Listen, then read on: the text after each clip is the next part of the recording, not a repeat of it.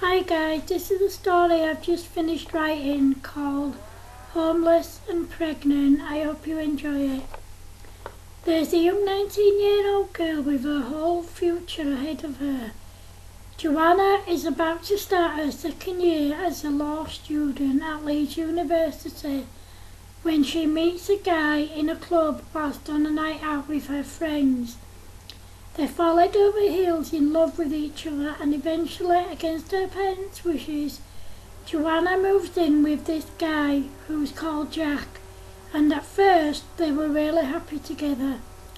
However, a few months after moving in together, Joanna soon realised that Jack was not the kind of guy she thought he was. He started to be extremely violent to her, and he introduced her to drugs. As a result, Joanna became a drug addict. As Joanna had no job, she needed money to pay for her drugs, so Jack forced her to give up university and become a prostitute. Joanna knew she had no choice but to do what Jack said, because if she didn't, he would beat her black and blue. After about a year of this, Joanna fell pregnant.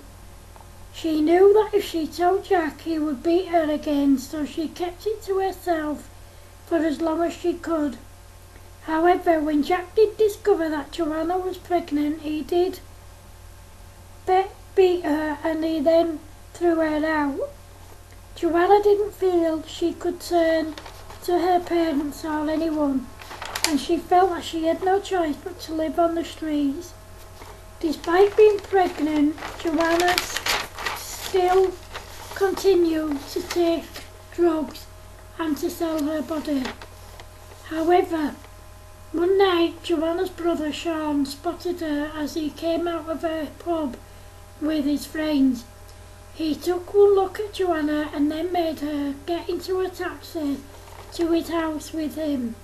He told Joanna that she could stay with him for as long as she needed, but Joanna refused to stay because she was in debt with drug dealers, and if she didn't pay them, they would kill her.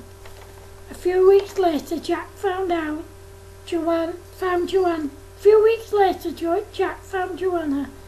and after forcing her into the car, he took her back to his place. Once they were in Jack's house, he beat and raped Joanna, almost killing her and her unborn twins. Once Joanna's family found out, her parents allowed her to move back in with them as long as she accepted the help that was being offered to her. Thankfully, Joanna did accept the help, and after 3 months of rehab, Joanna was completely off the drugs, and her twin girls, Emily and Ivy, were born perfectly healthy. However, it was a long time before Joanna was able to get her life completely back on track, because Jack was still wanted by the police. Eventually, the police did catch Jack, and he was arrested. It turned out he'd harmed lots of young girls in the same way he'd hurt Joanna. He'd even killed 5 young girls by raping them and beating them to death. When the court case began, Joanna gave her evidence, and then she sat in the public gallery as Jack was given several life sentences for his crimes. Jack was a very rich man, and he was forced to pay a great deal of compensation to all his victims who had lived, and to the families of those he killed.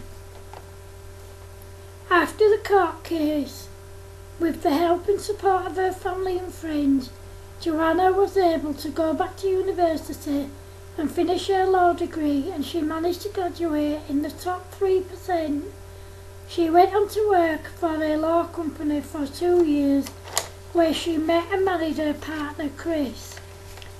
After a few years of working for this law company, Joanna was able to achieve her lifelong dream of opening her own law firm. It wasn't all plain sailing. Joanna did struggle at times like anyone, but she managed to pull through. After Joanna and Chris had been married for 2 years, it came out that some more of Jack's victims had come forward Two of those victims were just 13 and 14 years old when Jack attacked them. Jack received more years on his sentence, and with the help and support of family and friends and counsellors, all of Jack's victims managed to recover from their ordeal. Joanna and Chris went on to make a huge success of their law firm, and they had 6 more children together. Chris treated and raised the twins, Emily and Ivy, like they were his own, so altogether they had 8 children. Joanna also set up 3 support groups for ex-prostitutes,